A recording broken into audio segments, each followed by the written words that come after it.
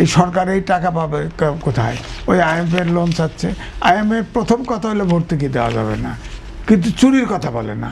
জ্বালানি হচ্ছে জীবন এবং জীবিকার লাইফলাইন। আপনি জ্বালানি তেলের দাম বাড়াবেন বা বিদ্যুতের দাম বাড়াবেন, আপনার জীবন দুর্বিষহ হবে, অর্থাৎ মার্কেট প্রাইস বেড়ে যাবে, নিত্যপণ্যের দাম বেড়ে যাবে এবং সব কিছু বেড়ে যাবে, সব কিছু।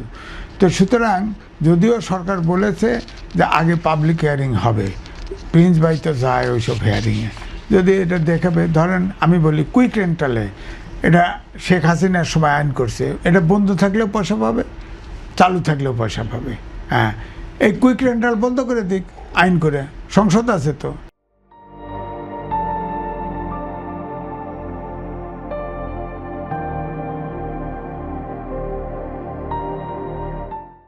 কুইক রেন্টাল দরকার নাই।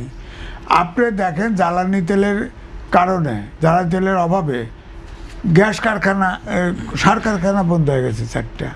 আপনি বলেন 39টা প্ল্যান্ট বন্ধ হয়ে গেছে, বিদ্যুৎ প্ল্যান্ট বন্ধ হয়ে গেছে। আপনার এই যে ব্যাটারি চালিত রিক্সা চলতেছে, অটো রিক্সা সারা বাংলাদেশে, এদের একটা পয়সা ট্যাক্স পায় না সরকার, অথচ চালাচ্ছে, দাপিয়ে বেড়াচ্ছে, এক্সপ্রেসওয়েতে উঠে পড়ে, আপনি জানেন, ইউরোপে উঠে পড়ে, সব উঠে পড়তেছে।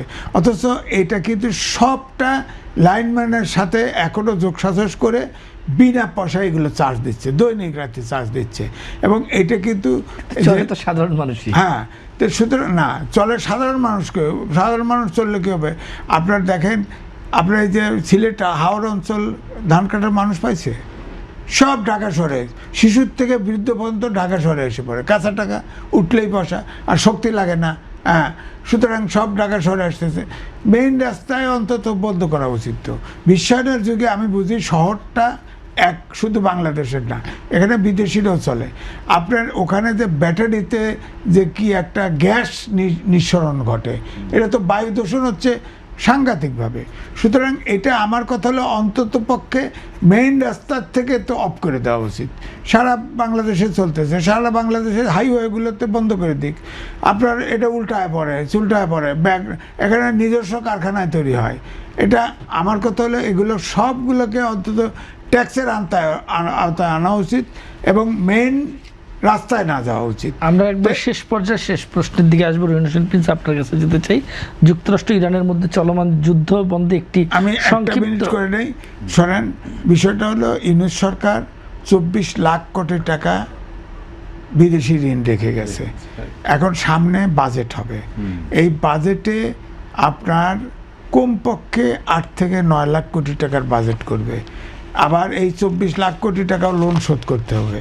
এই সরকার এই টাকা পাবে কোথায়? ওই IMF-এর লোন চাচ্ছে। IMF প্রথম কথা হলো ভর্তুকি দেওয়া যাবে না, কিন্তু চুরির কথা বলে না।